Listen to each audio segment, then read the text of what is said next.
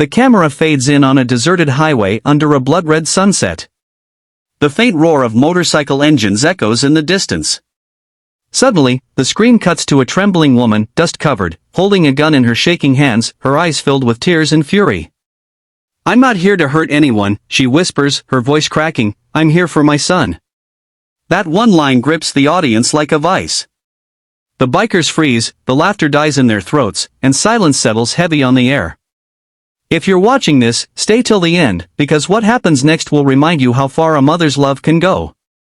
Don't forget to like this video and subscribe if you believe that real courage doesn't always come from strength, it comes from love. Her name was Martha Green, a 52-year-old single mother from a quiet town on the edge of nowhere.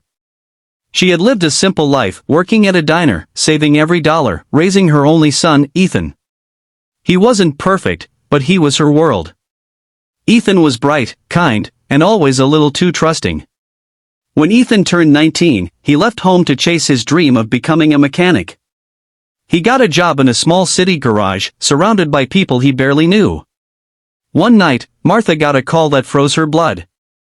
A local biker gang known as the Black Serpents had beaten a young man nearly to death. That young man was Ethan. The police report said Ethan had fallen into bad company.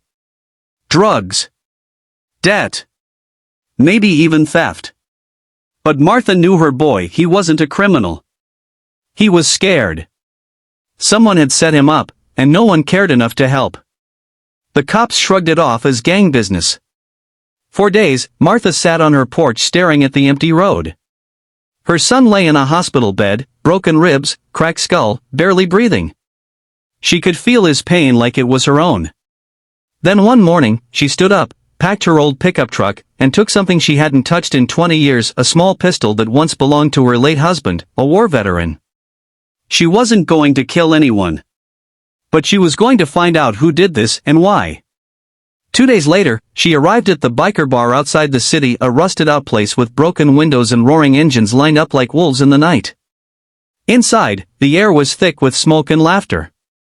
Men in leather jackets slammed beer bottles, tattoos glistening under neon lights. Martha walked in quietly, her boots tapping on the wood floor. The laughter stopped for a moment, then someone snorted.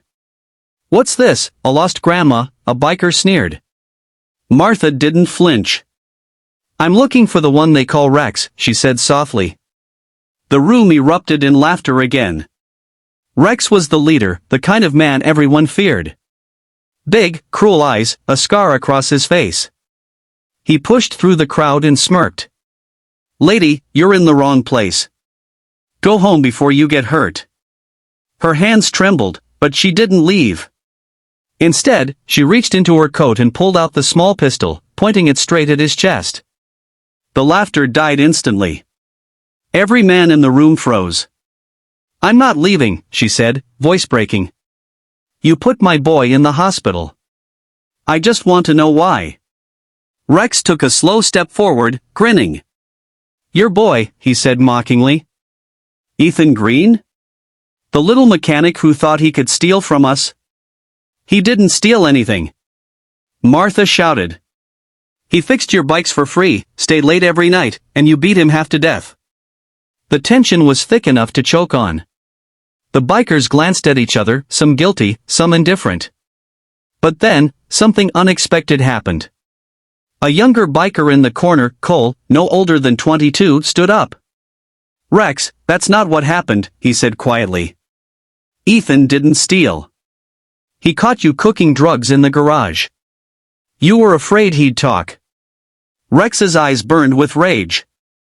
"Sit down," he roared. But Cole didn't. "He didn't deserve that," he said, stepping closer. "Neither does she." The room erupted in shouts. Some sided with Rex, others looked away, ashamed. Martha lowered the gun, tears streaming down her face. She could see the truth now, the guilt, the fear, the hate. Suddenly, headlights flashed through the bar's windows. The deep rumble of engines filled the air again, but this time, it wasn't the Black Serpents. It was another group, the Iron Hawks, a rival biker club known for helping veterans and protecting the innocent. Cole had called them before standing up. "You wanted justice," he whispered to Martha. Here it comes. The Iron Hawks stormed in. There was chaos, yelling, fighting, breaking bottles, but no gunfire. Just fists, rage, and long overdue payback. When the dust settled, Rex was on the floor, bruised and beaten, while his gang scattered like smoke in the wind. Martha stood in the middle of it all, trembling but unbroken. The leader of the Iron Hawks, a tall man with silver hair and kind eyes, walked over. "Ma'am," he said softly, "we heard what happened. Your son didn't deserve this. We'll make sure he gets justice." Martha dropped the gun, her knees giving out. "I just wanted to bring my boy home," she sobbed. And she did. Weeks later, Ethan woke up in the hospital to see his mother holding his hand, smiling through tears. The Iron Hawks helped pay his medical bills, the police finally arrested Rex and his crew thanks to Cole's testimony, and Ethan eventually joined the Iron Hawks garage as a mechanic, helping them fix their bikes and their lives. Months later, at a charity event organized by the bikers, Martha stood before a crowd of leather jackets and chrome engines.